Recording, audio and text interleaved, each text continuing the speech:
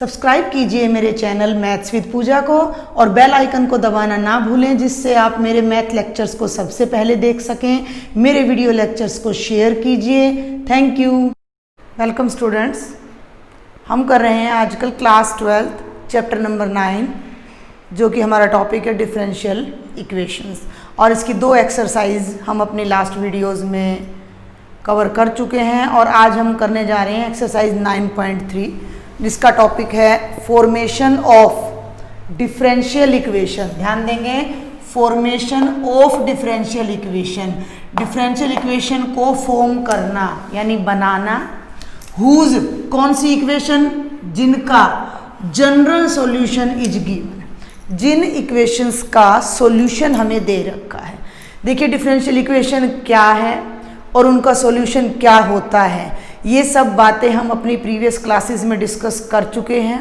सिर्फ एक छोटा सा एग्जांपल से मैं उसको रिमाइंड करा रही हूँ आपको कि अगर d square y by D x square plus y is equal to 0 ये कोई डिफरेंशियल इक्वेशन है, तो इसका सॉल्यूशन एक फंक्शन होगा y, जो इस इक्वेशन को फुली सेटिस्फाई करेगा। मान लीजिए वो फंक्शन हमने ले लिया साइन x ही ले लिया, तो y हो गया साइन x, y डैश हो गया माइनस कॉस x, और भाई आपका y डबल डैश हो गया माइनस साइन x। तो दोनों वैल्यूज को जब आप यहाँ रखोगे तो आपका 0 इज इक्वल टू 0 आ जाएगा। तो ये सब बातें हम अपने प्रीवियस क्लासेस में लेक्चर्स में देख चुके हैं कि अगर ये फंक्शन है तो ये इसका सॉल्यूशन है डिफरेंशियल इक्वेशन, और ये इसका जनरल। देखिए जनरल और पर्टिकुलर सॉल्यूशन भी मैंने आपको बताया था।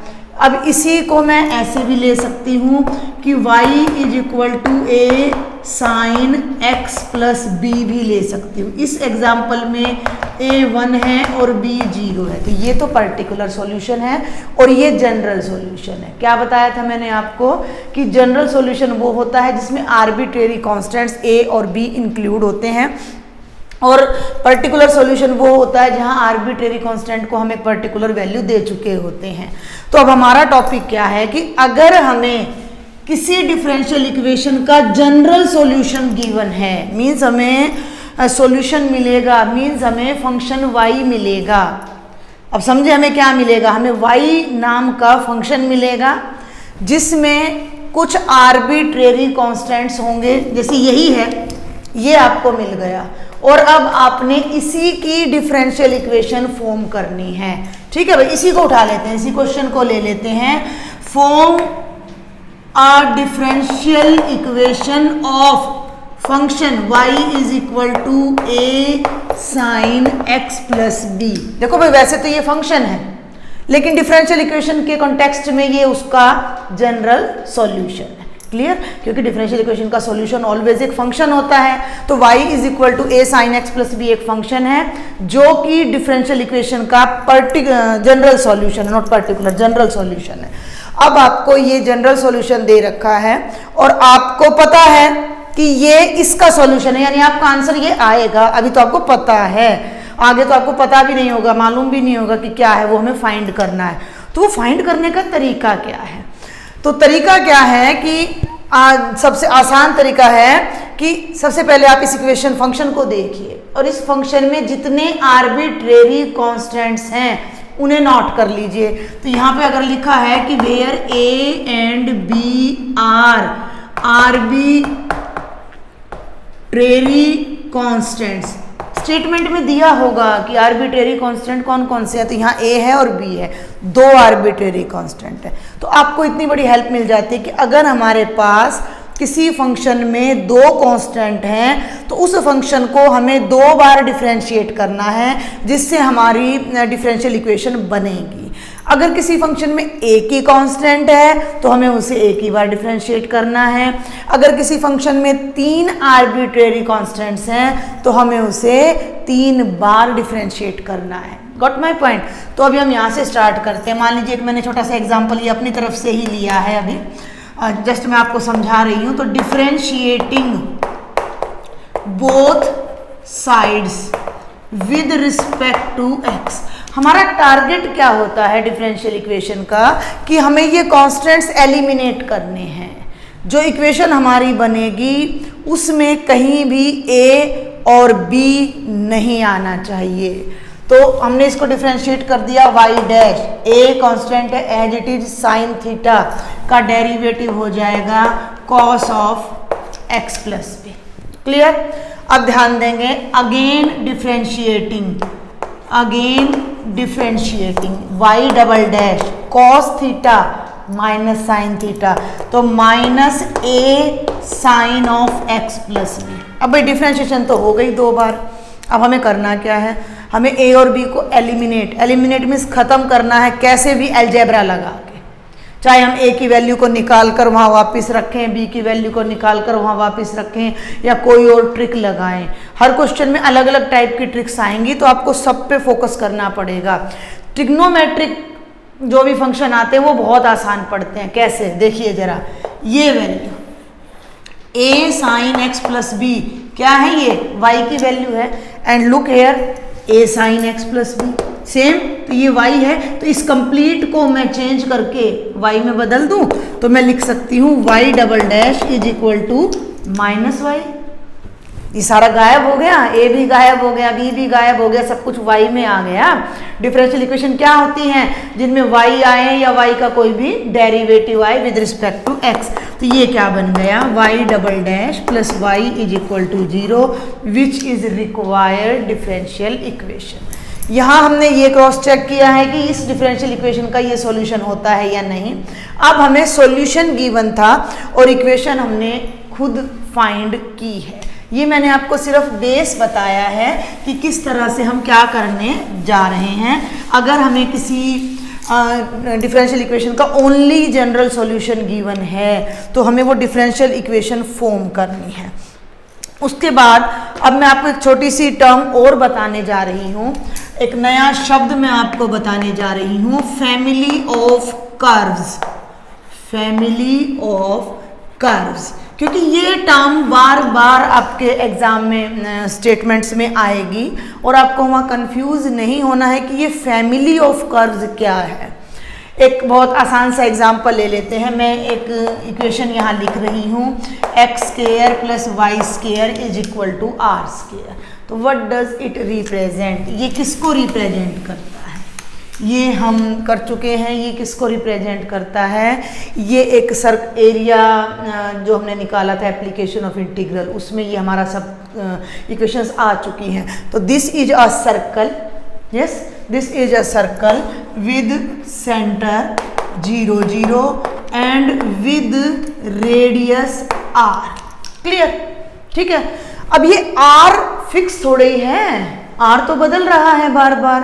तो अब आप देखिए, अगर मैं r को 1 ले लूं, ध्यान देंगे, तो हमारी इक्वेशन क्या बनेगी, x square plus y square is equal to 1 square. और इसका डायग्राम क्या बनेगा भाई, ये 0 0 सेंटर है, एक आपका रेडियस है, तो ये एक रेडियस वाला आपका सर्कल बन गया, ये 1 है। क्लियर? अगर मैं r को 2 ले लूं, ध्यान देंगे मेरी बात पे, अगर मैं यहाँ r को 2 ले लूं तो ये बनेगा x square plus y square is equal to 2 square. यानी कि 0 0 सेंटर पे 2 त्रिज्या वाला, 2 रेडियस वाला सर्कल। तो यहाँ रखकर मैंने ये अपना डायग्राम बनाया, तो ये बन गया 2 रेडियस वाला सर्कल।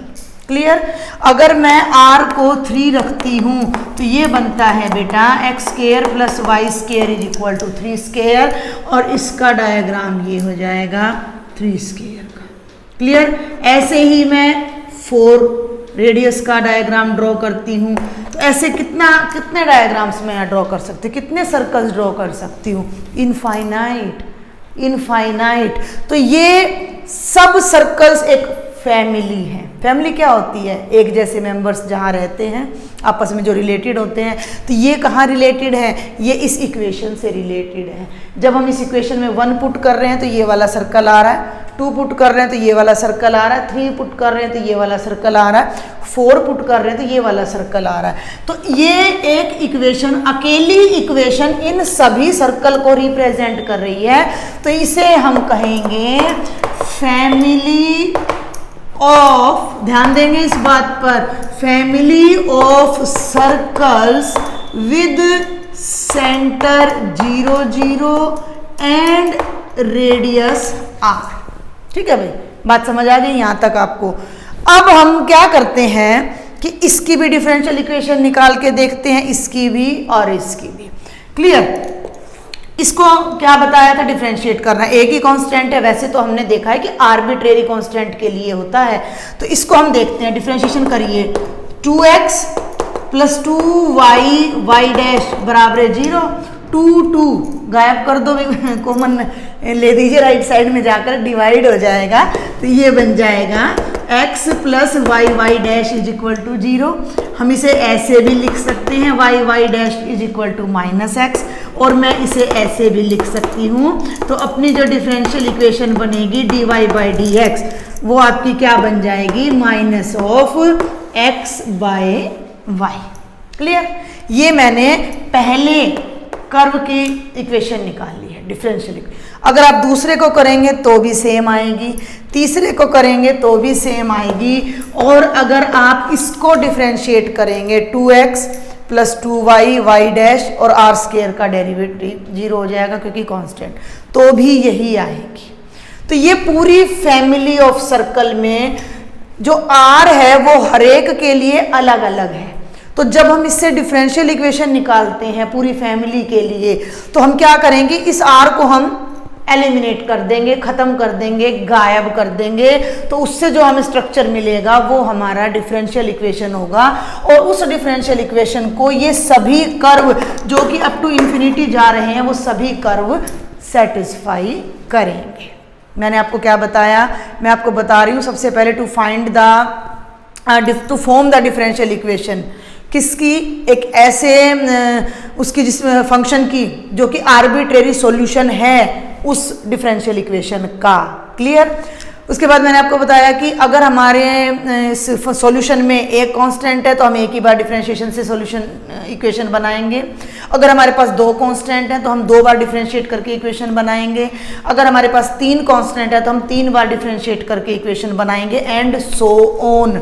सो ऑन मीन्स ऐसे ही ये प्रक्रिया चलती रहेगी। अब एक चीज और मैंने आपको नई टर्म बताई है, that is family of curves.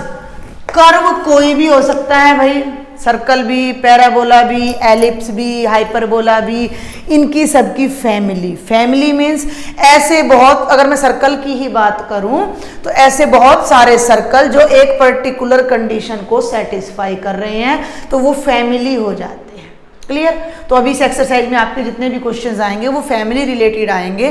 तो फैमिली में जितने भी सर्कल होंगे उन सब की डिफरेंशियल इक्वेशन एक ही बनेगी। क्लियर? तो अगर family of circle, family of parabola या फैमिली ऑफ एलिप्स वर्ड आ जाता है तो आपको परेशान नहीं होना है। उसका मतलब है कि एक सिंगल इक्वेशन बहुत सारे कर्व्स को रिप्रेजेंट कर रही है उसी टाइप के, जिसमें जो वेरिएबल है वो बार बार चेंज हो रहा है। क्लियर? बात समझ आ रही है कि भाई आर रेडियस चेंज हो रहा है तो अलग अलग सर्कल्स, हमारे अलग अलग रेडियस के सर्कल्स बनते जा रहे हैं।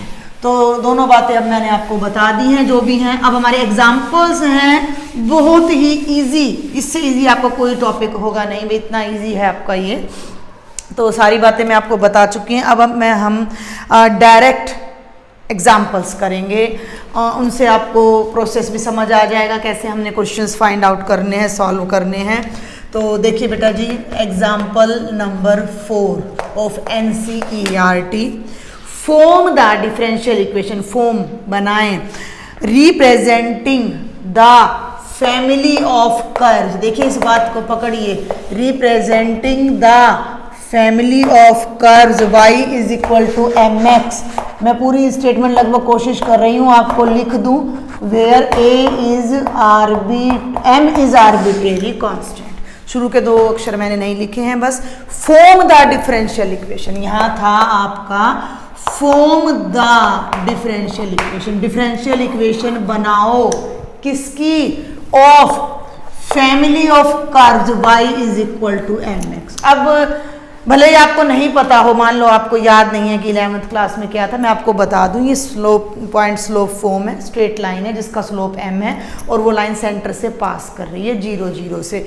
मैं आपको ये अपडेट्स इसलिए दे रही हूँ ताकि आपको याद आता रहे। मैंने स्टार्टिंग में आपको बोला था जब हमने एप्लीकेशन ऑफ इंटीग्रल किया था कि आपको कोनिक सेक्शन आना चाहिए, नहीं आ रहा है तो भी कोई बात नहीं, मैं बार बार आपको सारी नॉलेज यहाँ दे रही हूँ। तो ये मैं आपको बता दूँ कि y is equal to mx plus c, ये पॉइंट स्लोप फॉर्म होती है एक लाइन की जिसका स्लोप m होता है और जिसका y इंटरसेप्ट c हो जाता है। Clear?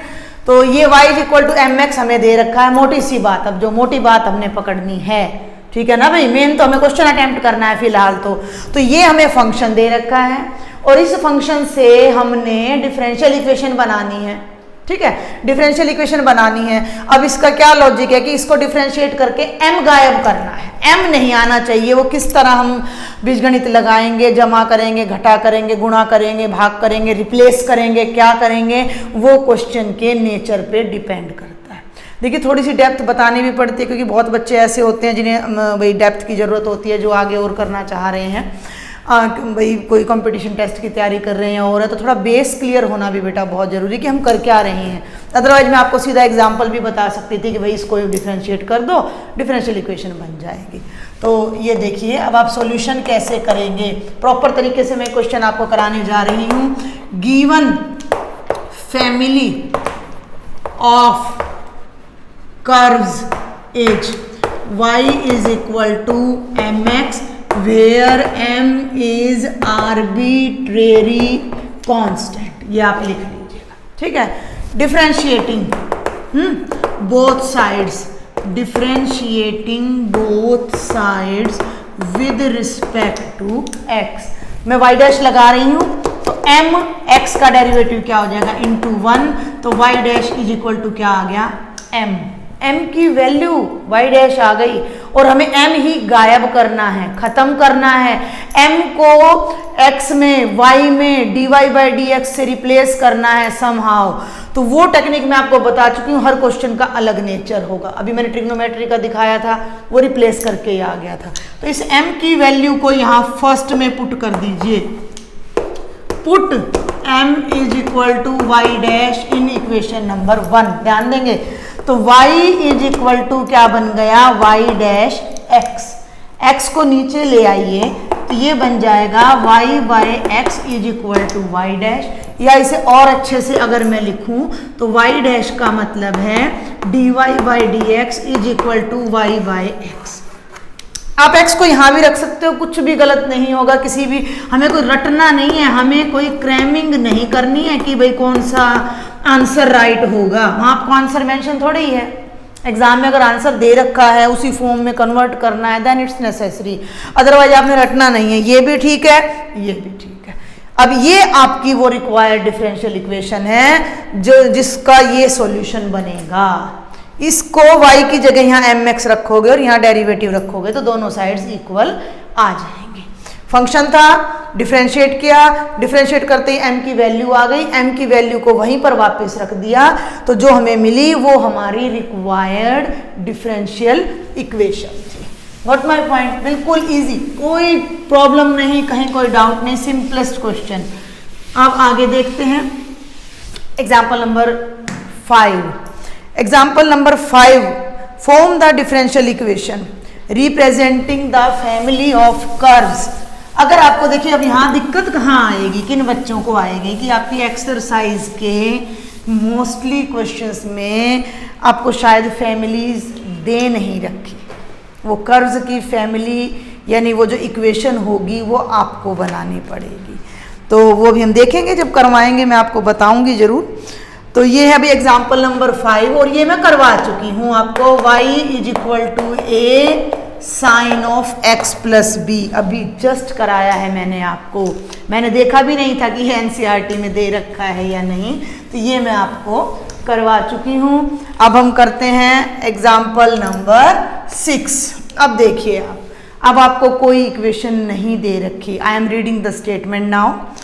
Form the differential equation, form the, should I write, form the differential equation representing the family of ellipses representing the family of ellipses having foci, focus का plural हो जाता है, on X axis and centre at origin. भाई दो तरह के ellipse मैंने आपको बताए थे, पहले तो स्टेटमेंट को पढ़ो। फॉर्म द डिफरेंशियल इक्वेशन, ये बात तो हमें समझ आ गई, हमें डिफरेंशियल इक्वेशन बनानी है। क्लियर? किसकी बनानी है? The family of Ellipsis. Ellipse एक नहीं है, एलिप्सिस, बात समझ आ गई? एक ही कंडीशन को सेटिस्फाई करने वाले बहुत सारे ellipse. Having foci on X axis, इस पे फोकस कीजिए कि उन एलिप्स का फोकस एक्स अक्ष पर है। एलिप्स का एक फोकस नहीं होता है, एलिप्स के दो फोकस होते हैं, और फोकस का प्लूरल फोकी, FOCI हो जाता है, फोसी भी बोल देते हैं। तो ये दोनों हमारे फोकस के कोऑर्डिनेट्स हैं, और जब फोकस इस पर आता है तो ये मेजर एक्सिस होता है, तो वो हमारा हॉरिजॉन्टल एलिप्स, पड़ा हुआ एग जिसको बोलते हैं, लाइंग एग बनेगा। तो ऐसे कई एलिप्स बनेंगे, उन सब की फैमिली। तो क्या होगी वो इक्वेशन आपने निकालनी है, और उस इक्वेशन से आपने डिफरेंशियल इक्वेशन निकालनी है। तो आप क्या लिखेंगे कि we know that equation of family of ellipses, we know that equation of family of ellipses with foci on X axis is क्या बनेगी भाई? X square by A square plus Y square by B square is equal to 1। और ये हम सबको पता है कि A and B arbitrary constants हैं, where A and B are arbitrary, जो बार बार चेंज होता रहे, जो स्थायी ना हो, आर्बिट्रेरी कॉन्स्टेंट्स। ठीक है भाई? अब यहाँ बिल्कुल इजी हो जाता है हमारा काम भी, हमें इक्वेशन मिल ही गई है, कांस्टेंट्स मिल गए हैं, इसका मतलब इस इक्वेशन को हमने दो बार डिफरेंशिएट करके ए और बी को गायब करना है। अब यहाँ तरीका अलग हो जाएगा, तो देखिए जरा, differentiating both sides, X square का derivative 2x by A square as it is रहेगा, वाई स्क्वेयर का derivative 2y Y dash by B square is equal to 0। एक टर्म को राइट में ले जाइए, राइट में 0 है ना, तो ये माइनस का हो जाएगा, तो ये बनेगा 2y Y dash by B square is equal to minus 2x by A square. देखिए बेटा, 2 से 2 कैंसिल हो गया। ओके, 2 से 2 कैंसिल हो गया, तो ये अब हमारे पास बन जाता है y डैश को तो यहीं रखिए, dy बाई डी एक्स को, तो इज इक्वल टू, देखिए ये तो माइनस है, बी स्क्वेयर डिनोमिनेटर में है, यहाँ न्यूमरेटर में जाएगा, और उसके नीचे ए स्क्वेयर, तो ये बन गया b square by A square, x ऊपर है और ये जो y यहाँ प्रोडक्ट में है ये नीचे चला जाएगा, x बाय वाई। ये हमारे पास एक एक्सप्रेशन आ गया, एक्सप्रेशन व्यंजक, ठीक है, जो हमने इससे निकाला है कि y dash is equal to minus b square by A square into x by y. अभी हमने एक ही बार डिफ्रेंशिएट किया, अभी हमें एक बार और डिफ्रेंशिएट करना है, तो अभी हम फिर से डिफ्रेंशिएट करेंगे इनको और फिर देखते हैं कि आगे क्या होता है। Got it? Again differentiating both sides, again differentiating both sides. एक बार आप सब टाइप के एक एक क्वेश्चन अटेम्प्ट कर लेंगे तो आपको आइडिया मिल जाएगा कि कैसे करना है। तो y डैश का डेरिवेटिव तो हो गया y डबल डैश, ठीक है भाई, y डैश का तो हो गया y डबल डैश। वैसे तो अब ये दो टर्म है लेकिन ये कांस्टेंट है। डिफरेंशिएशन का याद कीजिए रूल की, differentiation of K F X is equal to K time differentiation of F X, यानी कांस्टेंट बाहर आ जाता है तो ये पूरी टर्म तो बाहर रह जाएगी, minus of b square by A square. और x बाय वाई की डिफरेंशिएशन आप u बाय v से करेंगे तो ये बनेगा डिनोमिनेटर का square y as it is x का derivative 1, u by v, v square, v as it is u की डिफरेंशिएशन ना, और minus x as it is और वाई का डेरिवेटिव वाई डैश। ये वाई डैश का ये फायदा हो जाता है लगाने का हमारा। तो अभी हमारे पास वैसे ये वाई डैश की वैल्यू यहाँ आई हुई भी है। तो अभी हम क्या करते हैं कि इस वाई स्केयर को तो राइट में ले जाते हैं, डिनोमिनेटर को खत्म करते हैं। तो ये बन गया y square y double dash is equal to minus b square by a square into y minus x y dash. Got it. अब यहां से देखिए कांस्टेंट गायब नहीं हो रहा, कांस्टेंट की वैल्यू नहीं आ पा रही। थोड़ा ध्यान दे तो आ रही है कि यहां से minus of b square by a square की वैल्यू ये आ रही है, इसको इधर ले जाइए। तो ये देखिए वाई इधर आ गया, बल्कि यहीं कर लेते हम, यहीं पर कर लेते हैं। ये देखिए थोड़ा और इजी हो जाएगा ये आपको करने के लिए। I once again tell you कि यहाँ से हम इसको इरेज करके फिर देखते हैं एक बार कि इसको तो यहाँ ले आए और बी स्क्वायर को राइट में ले जाओ। तो y y dash by x is equal to minus of b square by a square. ये देखिए अब आप, ये ज़्यादा आसान रहेगा। Y y dash by x is equal to minus b square by a square, एक डेरिवेटिव हो गया। अब अगेन डिफ्रेंशिएट कीजिए तो राइट साइड ऑटोमेटिकली ही जीरो हो जाएगी हमारी। अगेन यहाँ से भी जाता हमारा, हम क्या करते हैं कि इस वैल्यू को फिर वहां पुट करते और आपस में कट कर देते। तो आप किसी तरफ से भी पकड़ लीजिए, कान पकड़ना है, ठीक है भाई। ऐसे पकड़ लो, ऐसे पकड़ लो, क्वेश्चन सॉल्व करना है, बस आपको टेक्निक आनी चाहिए। फिर भी हम कोशिश करेंगे कि आसान तरीके से करें। तो ये u बाई वी फिर से आ गया। तो डिनोमिनेटर का स्क्वायर यानी x का square, denominator as it is, और न्यूमरेटर की डिफ्रेंशिएशन u इंटू वी में, तो y into y double dash, और y डैश तो था ही, और फिर y की करोगे तो फिर से क्या आ जाएगा y डैश, ठीक है भाई, माइनस डिनोमिनेटर का square, denominator as it is, numerator की differentiation, minus numerator as it is और डिनोमिनेटर का डेरिवेटिव 1, और राइट साइड में कांस्टेंट है तो उसका डेरिवेटिव क्या हो जाएगा 0। अब इस एक्स स्क्वायर को भी राइट साइड में ले जाइए, मल्टीप्लाई करेंगे, ये भी क्या बन जाएगा 0।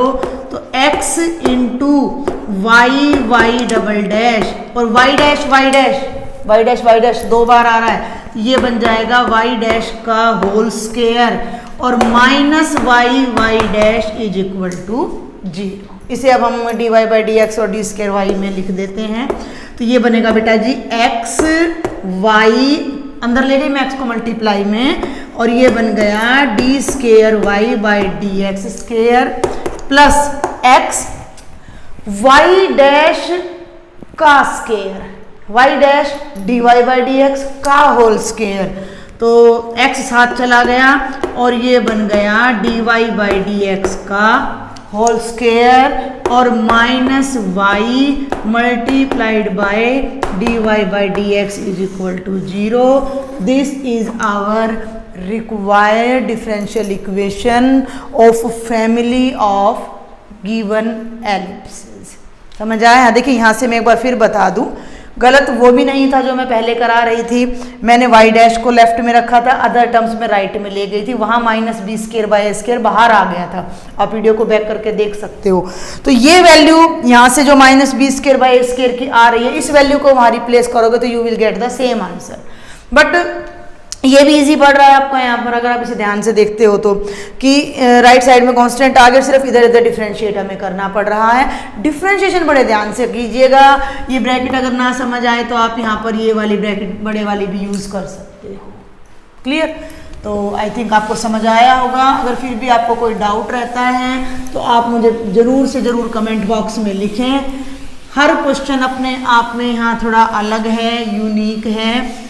तो एक लास्ट एग्जाम्पल और है हमारा अभी, जिसे अब हम करेंगे।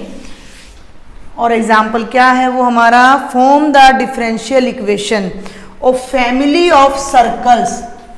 Form the differential equation of family of circles, ध्यान देंगे, touching x axis, touching x axis at origin, touching x axis at origin. Clear? समझ आ रही है मेरी बात आपको? तो इसका एक रफ स्केच पहले हम बनाते हैं अपनी तरफ से, फिर इक्वेशन बनाते हैं, और इक्वेशन बनाने के बाद कुछ भी मुश्किल नहीं है। तो ये दूसरा एग्जाम्पल इस टाइप का है जिसमें आपको कोई फैमिली, कोई इक्वेशन नहीं दे रखी है, एंड सेम ही आपकी एक्सरसाइज में है, वहाँ भी आपको कोई कर्व्स की इक्वेशन गिवन नहीं है। इसीलिए मैंने बोला था कि कॉनिक सेक्शन पर आपकी कमांड होनी चाहिए। तो बेटा जी ये देखिए, ये आपका कोऑर्डिनेट एक्सिस है और सर्कल ऐसा है जो ओरिजिन पे टच कर रहा है। तो ड्यू टू सिमेट्री, ओरिजिन कहाँ है? ओरिजिन ये है। ओरिजिन पे टच कैसे करेगा? अब मैं ऐसे सर्कल बना दूं तो ये ओरिजिन पे टच नहीं कर रहा भाई। अगर मैं कह दूं कि ये सर्कल टच कर रहा है, ओरिजिन पे कहाँ टच कर रहा है? ये कर रहा है क्या? नहीं कर रहा। ओरिजिन पर वही सर्कल टच करेगा जिसका सेंटर वाई पर होगा। आप कंपास और पेंसिल ले लीजिएगा, ये यहाँ रखा तो ही ऐसे टच करेगा। तो या तो यहाँ सेंटर लेती हूँ मैं तो ये सर्कल बनेगा, ठीक है भाई। यहाँ सेंटर लिया, सर्कल बन गया, ठीक है। फिर एक और नीचे सेंटर लिया, सेंटर थोड़ा नीचे आ जाएगा, रेडियस बढ़ जाएगा, ये तीसरा सर्कल हो गया। और ऐसा भी हो सकता है कि सेंटर ऊपर हो, तो यहाँ सेंटर है तो ये रेडियस 1 2 3 जो भी लिया मैं आपको बता चुकी हूँ। मान लो ये सेंटर है तो ये एक सर्कल हो गया, ये उसी फैमिली का दूसरा सर्कल हो गया, ये उसी फैमिली का तीसरा। क्योंकि हमें ये नहीं कहा गया है कि upper part of coordinate system पे आपका कार्टेशियन एक्सिस के अपर पार्ट पे है, लोअर पार्ट पे।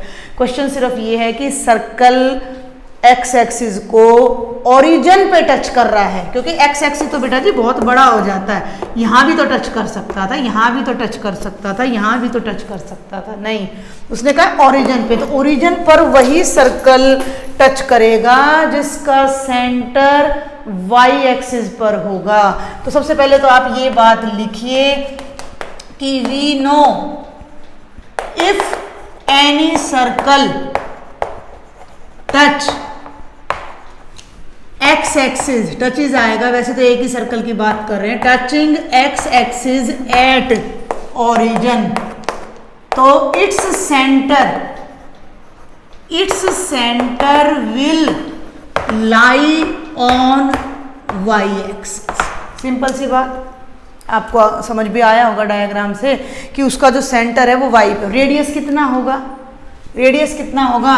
रेडियस दे ही नहीं रखा, और रेडियस आर्बिट्रेरी कांस्टेंट होगा। आर ले लीजिए, ए ले लीजिए, बी ले लीजिए, कुछ भी ले लीजिए।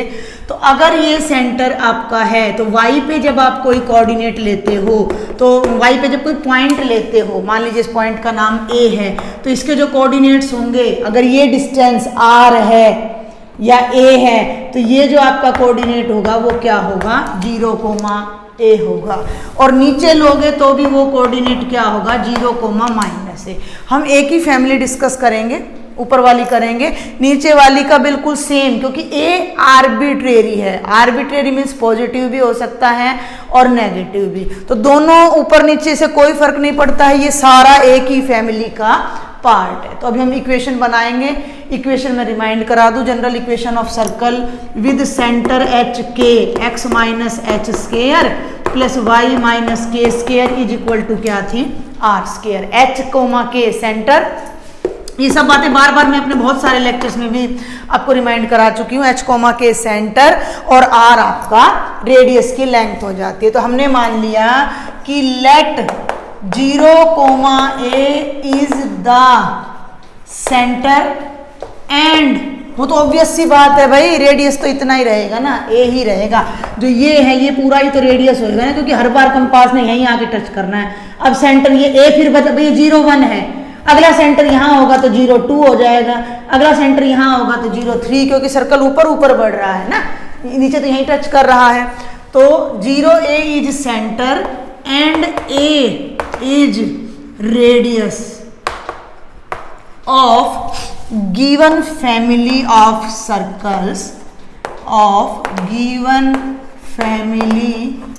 circles, then equation of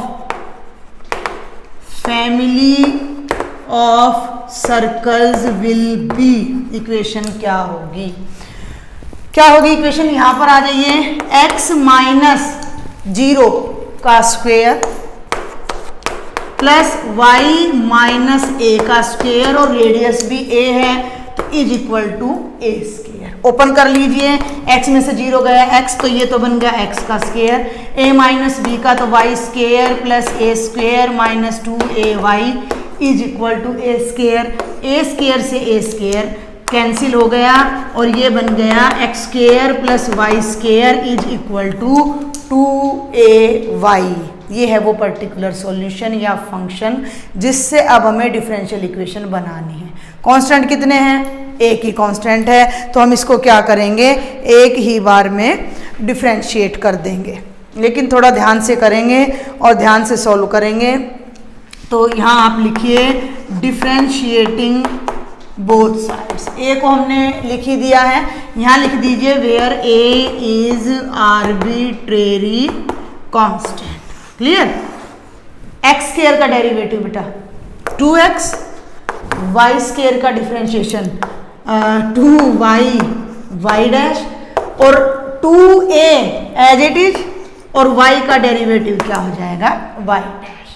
2x 2y y dash 2a y dash 2 तीनों साइड, दोनों साइड से कैंसिल हो जाएगा, तीनों टर्म्स में कॉमन है तो ये बन जाएगा x plus y dash is equal to a y dash. x plus y dash is equal to a y dash. एक बार हम इसे रब कर लेते हैं।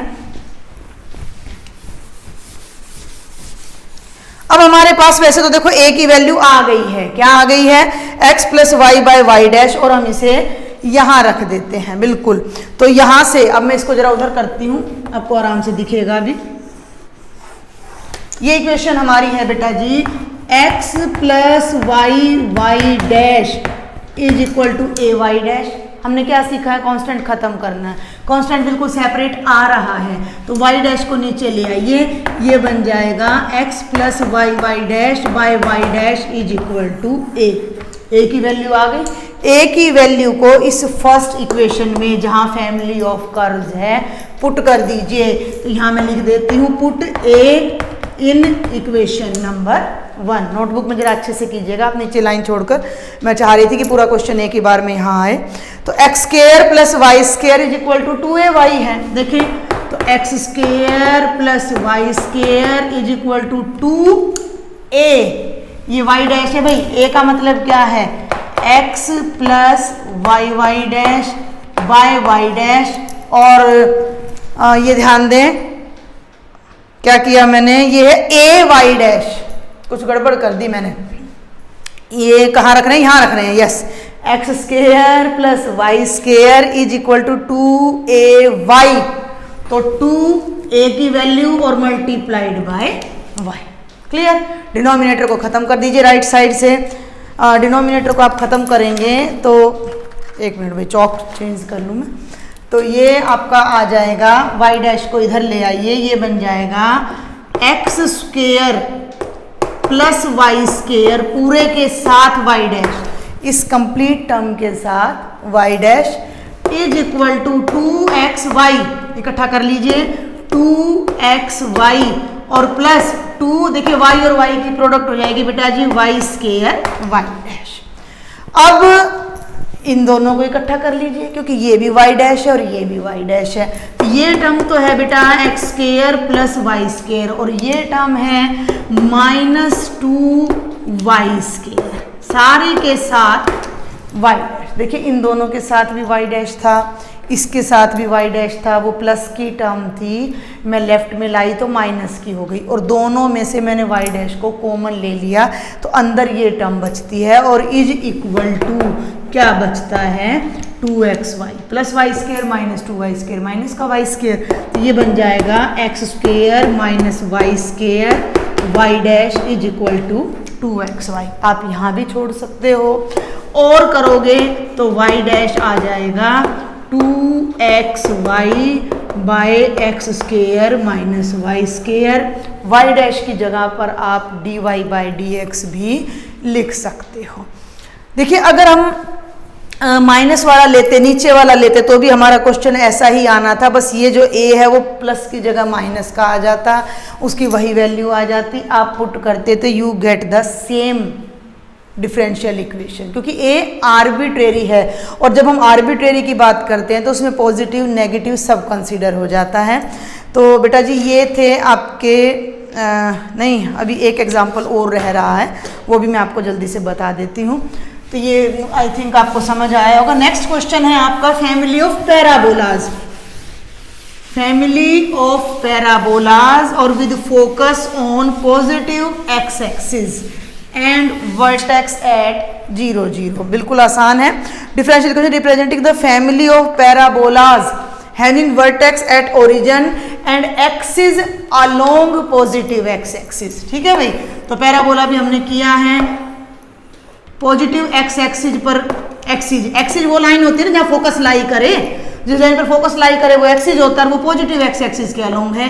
तो ये आपकी फैमिली बनती चली जाएगी पैराबोलाज की। तो इनकी इक्वेशन क्या थी, राइट वर्डेड। तो ये क्या था बेटा जी, Y square is equal to 4ax, A arbitrary constant, 4 नहीं है, 4 कांस्टेंट है बट आर्बिट्रेरी नहीं है, फिक्स है। आर्बिट्रेरी कांस्टेंट होते हैं a b c m n जो कि मेंशन होते हैं। तो यहाँ तो फोकस ही अननोन है ना, पैराबोला में फोकस अननोन है, तो फोकस ही हमारा आर्बिट्रेरी कांस्टेंट है। डिफरेंशिएट कर दीजिए आप इस क्वेश्चन को, इक्वेशन को, 2y dash is equal to 4a into 1। मैं काटूंगी नहीं इसको, क्यों नहीं काटूंगी, अभी देखिए कि 2y dash is equal to 4a आ गया। a की बजाय मैं पूरा 4a फर्स्ट में पुट कर देती हूँ। भाई मुझे तो कांस्टेंट खत्म करना है, आर्बिट्रेरी खत्म करना है, ठीक है, लेकिन 4 भी अपने आप इसके साथ एडजस्ट हो जाएगा, वो नीचे ला के काट के कुछ नहीं करना, डायरेक्ट सब्स्टिट्यूट कीजिए 1 में। तो ये हमारे पास आ गई भाई 4a की वैल्यू। अब इस 4a की वैल्यू को यहाँ हम डायरेक्ट सब्स्टिट्यूट कर देते हैं, ठीक है भाई, a को अलग से नहीं निकालेंगे।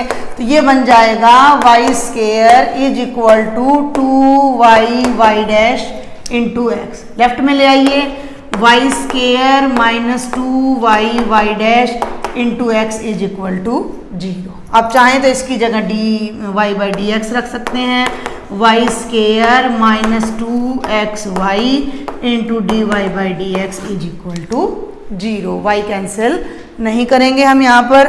तो ये थे भाई अपने 8 एग्जाम्पल्स और एक्सरसाइज के क्वेश्चंस आप ट्राई कीजिए। मैं नेक्स्ट वीडियो लेक्चर में आपको क्वेश्चंस बताऊंगी। अगर आपको कोई डाउट है तो आप मुझे कमेंट बॉक्स में लिखें। If you like my videos then share and subscribe my channel. Thank you.